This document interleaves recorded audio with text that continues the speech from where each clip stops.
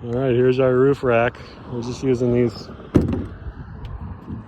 aluminum bars, and we found the center and we just drilled down, used threaded rod to hold the first one and the last one on, and we got a string running down here. So now we just drilled the centers, butted it to our string, drilled the center on each one of these, and now we're gonna bolt each one down, and then we'll have to drill all the holes for the threaded rod there and there, and then we'll sure it down.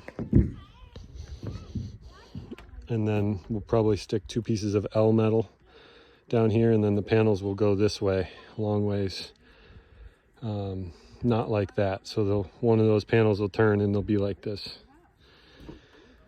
So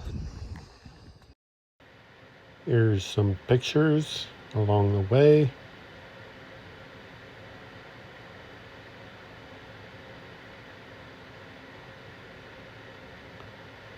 And you can see here we have most of them kind of anchored down a little and shored up.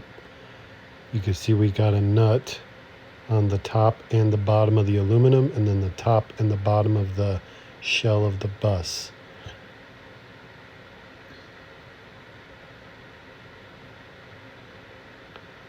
And they look nice and straight.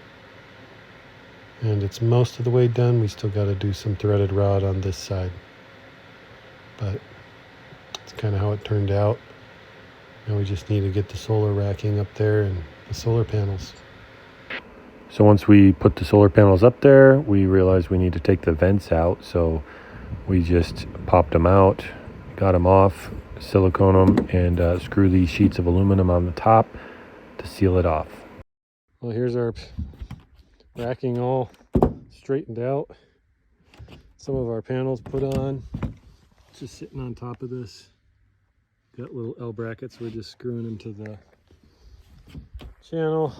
And the same thing out here. Just using self-tappers, and they're gonna be 6, so 2 more, and it'll be 2 of the black ones that are down there.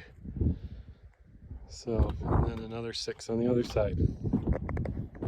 So here's our final setup. 3.9 kilowatts of solar in total. We have 12